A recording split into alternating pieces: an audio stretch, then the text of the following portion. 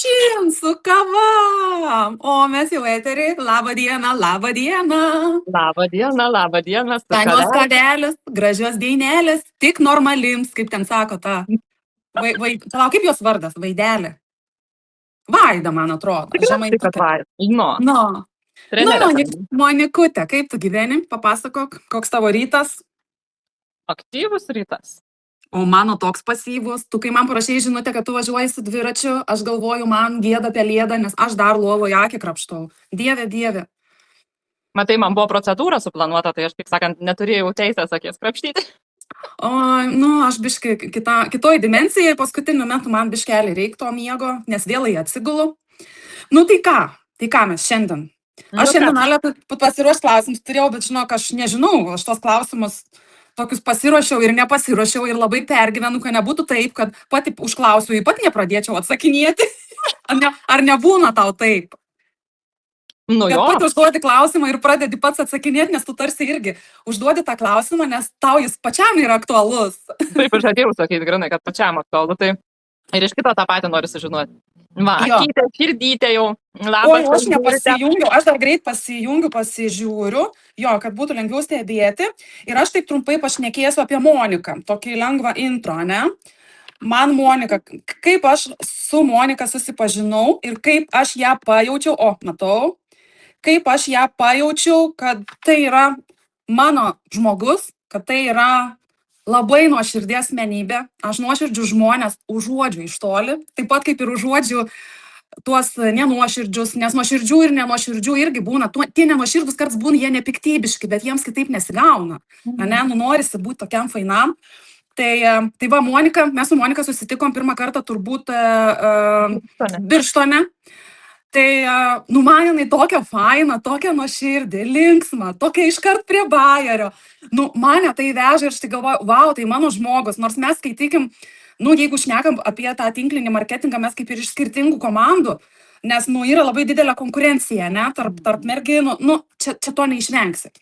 Ir man Monika, tokia sava ir ten zinka, ten kita komanda, man ten visiškai nulis veikų, man svarbus žmogus.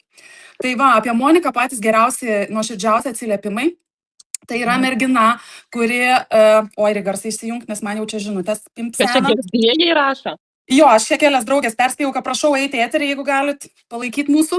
Wow. Tai Monika labai nuoširdė, labai draugiška, labai mergina, moteris, einanti irgi į savęs pažinimo kelią, kas man yra labai faina. Ir visada iš tokių žmonių yra ko pasimokyti. Visada. Kurie, kaip sakant, nes mes esam skirtingi, va, tu nuo ryto aktyviai, o aš tau pasyviai jautruolė, tai man yra ko pasimokyti iš tavęs. Daugelį dalykų, žiūrėk, kai buvom Paryžiui, tu ten viską organizavai, o aš kaip ta žąsis, kaip va vyrų iš paskos. Aš neprisimenu, ką aš organizavau. Tai va. Oi, apie kokteilius tos geriau neprisiminti, kitas tik papasakosiu. Aš tai nešiau muilą, kai tos kokteilius pradėjo ten daryti. Vienu žodžiu, dabar čia apie kitką. Vakar irgi, kai mes šiek tiek irgi kalbėjom, kad jau čia ruošimės eiti laivą, nes man su technologijom yra, nepavyko man StreamYardo pasikurti. Tai vakar aš, Monika, peržiūrėjau tavo paskutinį reelsą apie kaip sunku yra pasakyti ne. Ir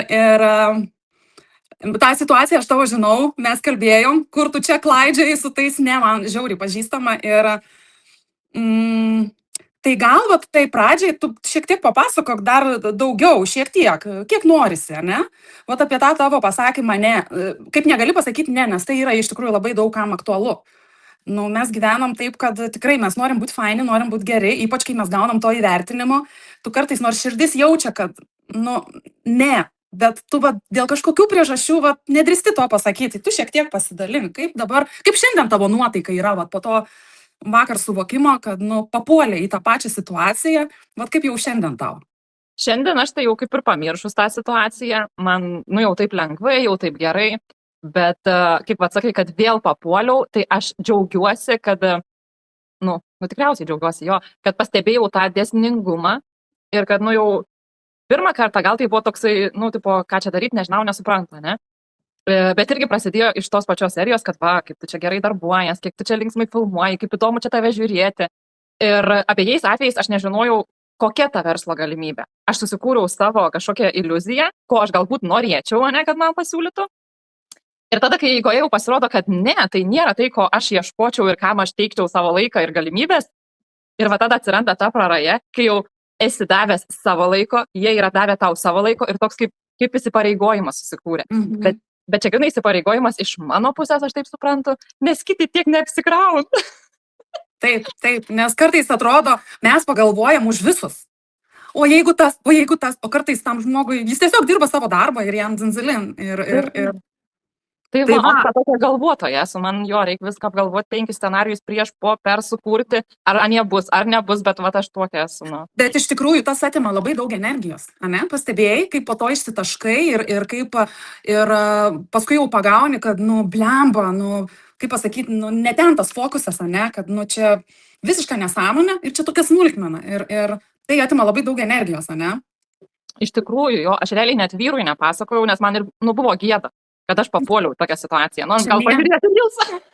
Čia nėra jokios gėdos, čia realiai, nes mes gyvenam ir mokomės, iš tikrųjų. Bet, ta prasme, aš ir šeštadienio rytą praradau šnekėdama ten su jais ir paskui galvodama, ten su jumis diskutuodama, su ChatGPT ten googlindama, besidiskutuodama, tai atėmiau aš ir laiką ir iš savęs ir iš šeimos, sakykime, irgi tai. Bet tu jau turi pamoką. Ir galbūt, jeigu tau jau sekantį kartą vėl pasitaikys tokia situacija, jau tavo smegenys pradės dirbti kitaip. Kad, o jau čia man tas pažįstama, o jau čia tas. Ok, šitą šiek tiek aptariam. Dabar toks. Kiek turim. Labas, pakomentuoti. Labas Jurgita matau, Kristina matau, nepažįstama mergaitė. Čia gal iš Monikos. Ok, varom toliau. Dabar toks irgi paprastas klausimas, aš nemėgstu rimtų klausimų, nes dažniausiai iš tų paprastų išsirutulioja tokie rimtesni, dalykai.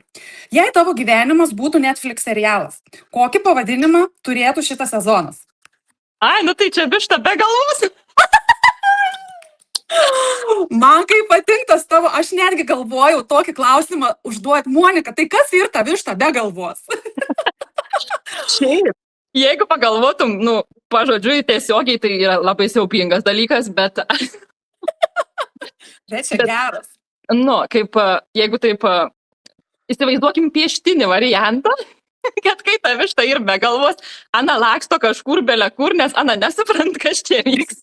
Tai ir aš esu ta višta be galvos, pasiemu tą daryti, galvoju, noriu taip, bet gal trečiaip, antraip, tada kokia Emilija susirg, tai ir aš ten... Bet žinok, čia netgi būtų galima pavadinti sindromu kažkokiu, vištos be galvos sindromas. Žinau, nes ir aš to turiu. Ir pas mane šeimoje yra tų hiper vištų be galvos, galėčiau pavadinti gal gaidis be galvos. Ir žinok, kaip pavyzdžiui, aš esu biškį tą tokią ramesnę, mane labai išbalansuoja tos vištos be galvos aplinkui. Tai paneši tą galvą, ne?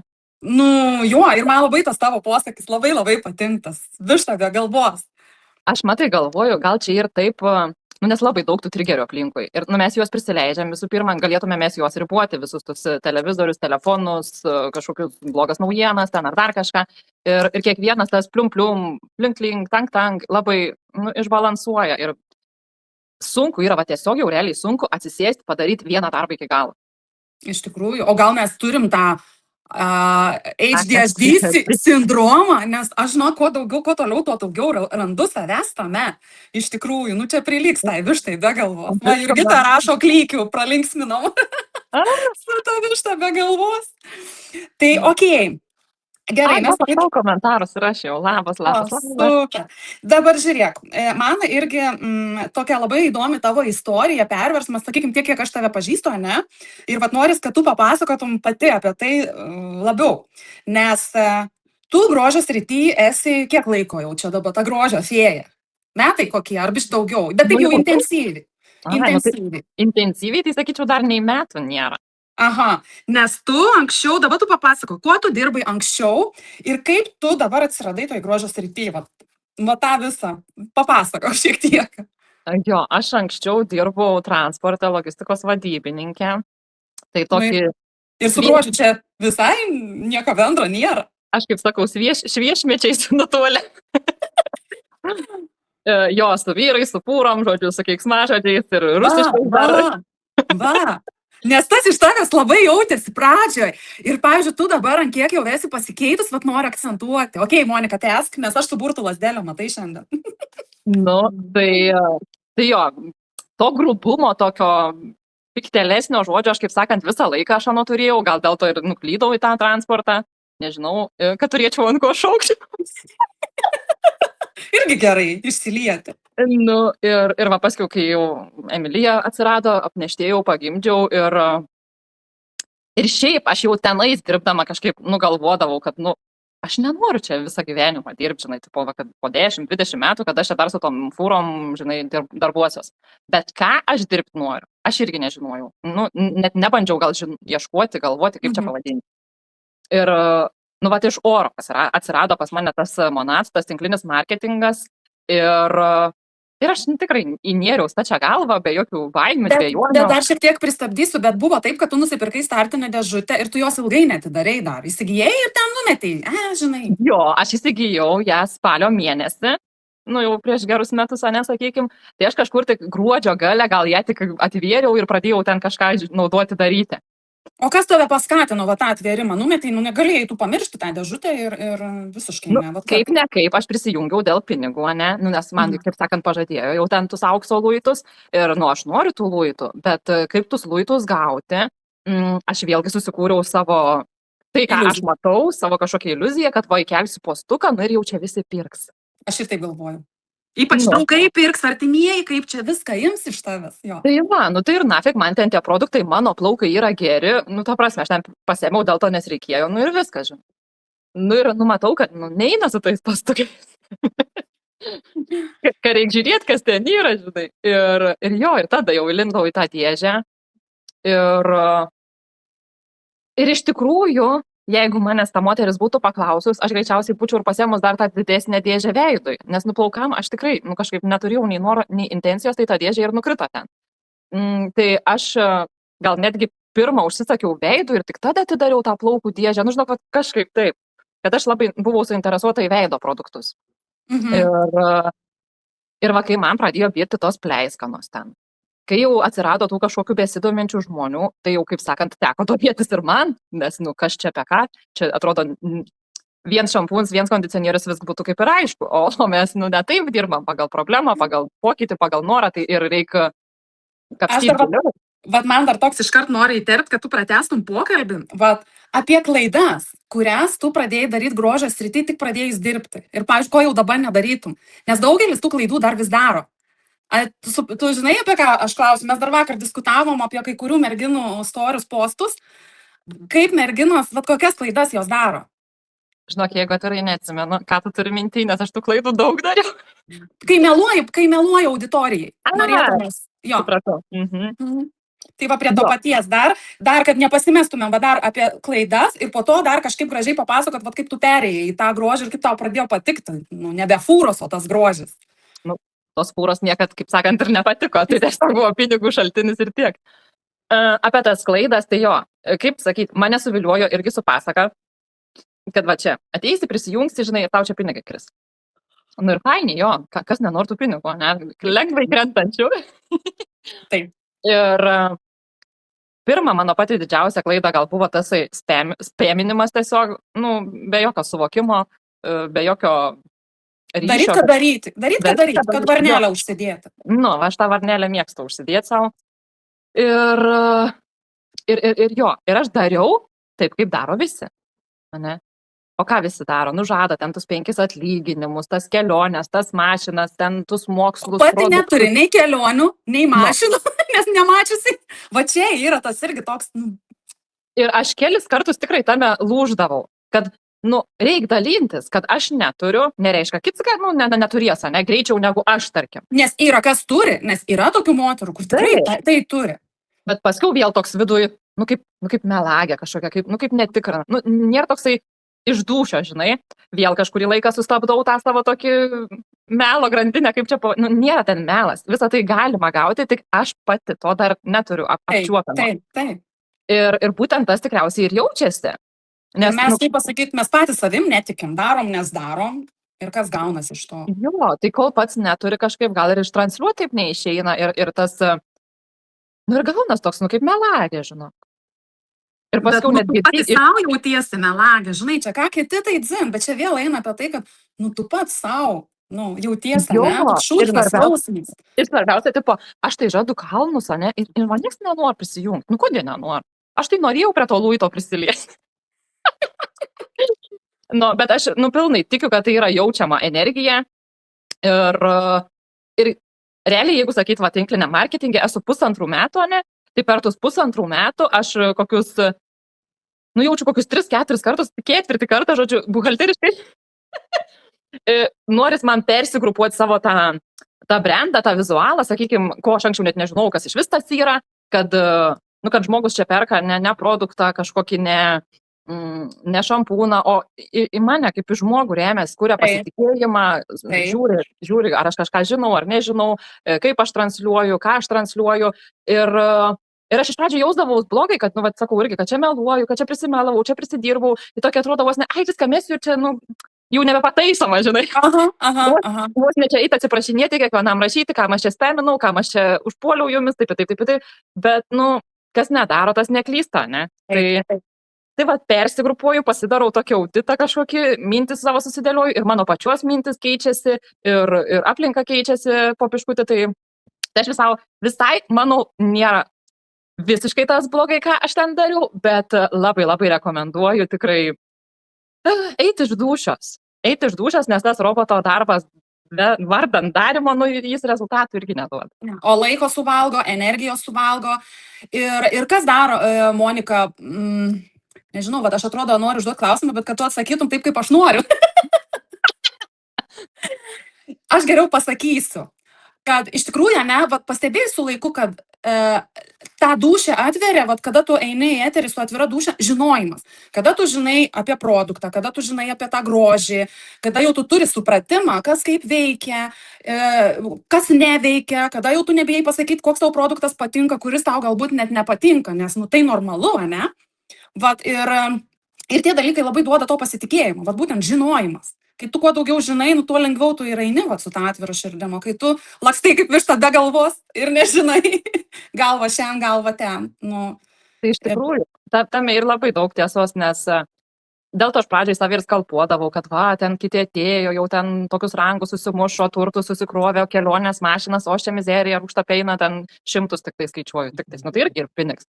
Bet tada, po ilgo laiko sustojau ir tiesiog pagalvojau, Monika, grožis tau svetima, tinklinis marketingas tau svetima, tu kažkokiu ten super mega pažįstamų rato didelio neturi.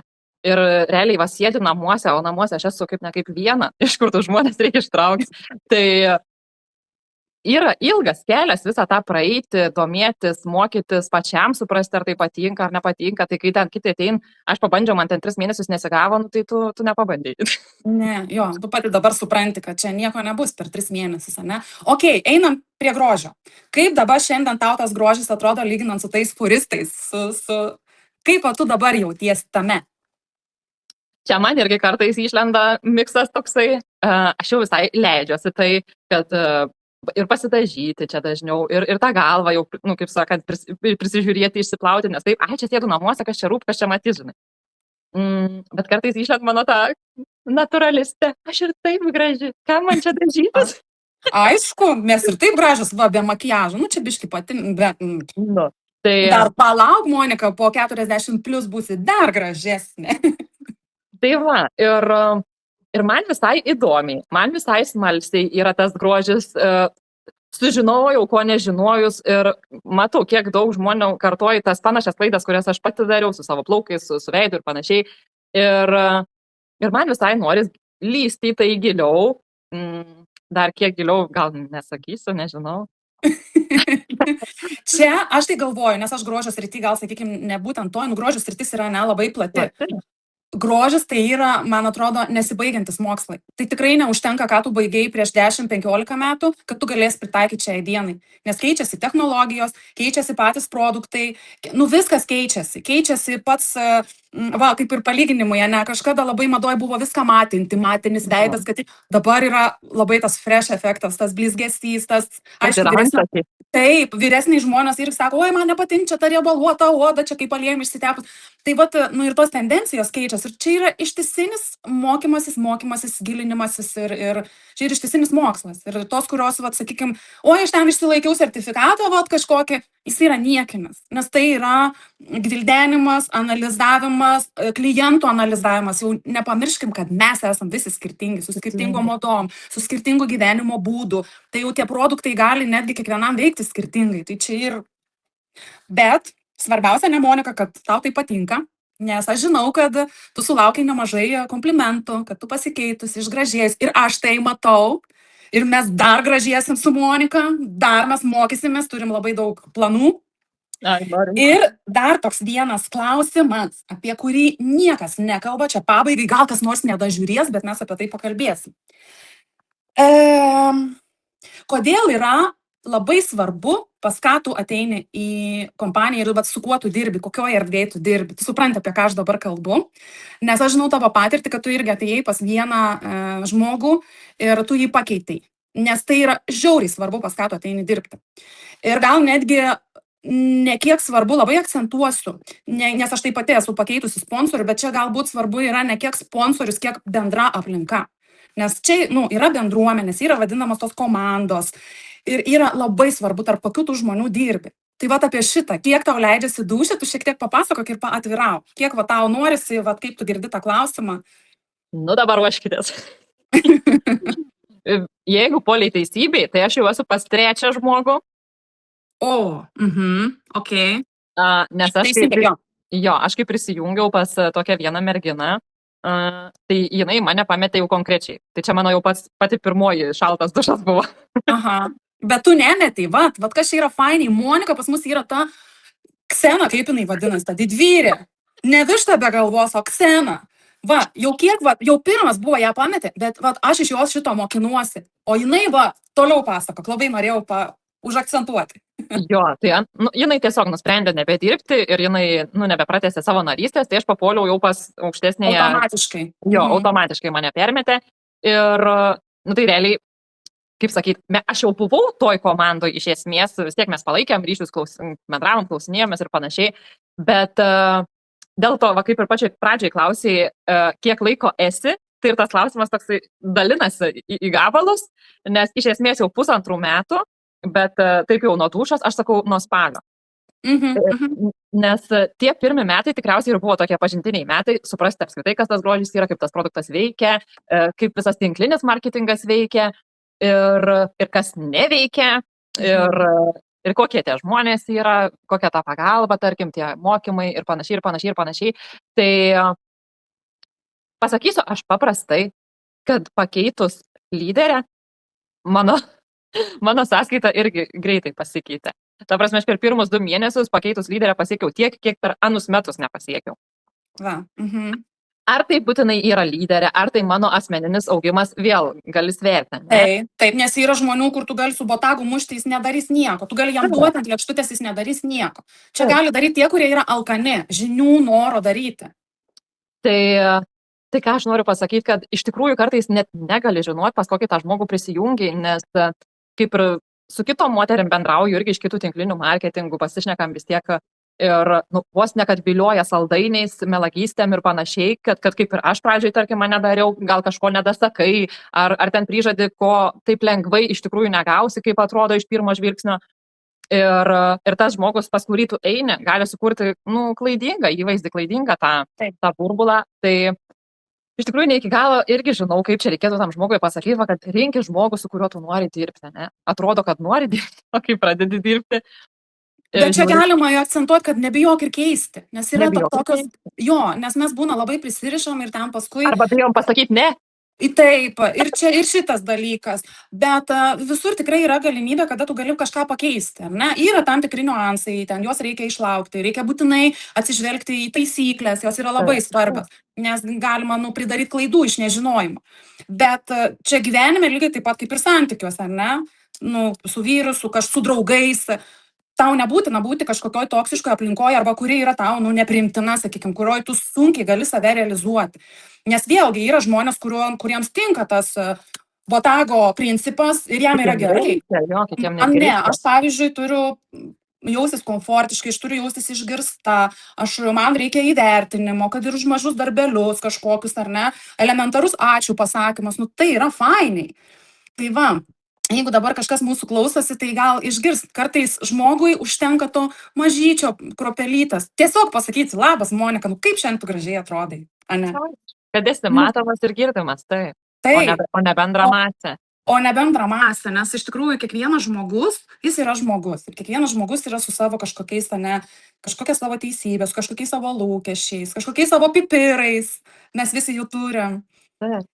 Tai va, nežinau, Monikute, gal dar kažkas tau kirba pasakyti? Kirba, žinok, biškutį kirba apie tą patį bendruomenės tą dalyką, komandas. Tai tikriausiai nenaujiena bus niekam, kad yra ir grupės, ir chatai, ir panašiai, kad bendrauti vis tiek tarpusavį su lyderiais ir panašiai.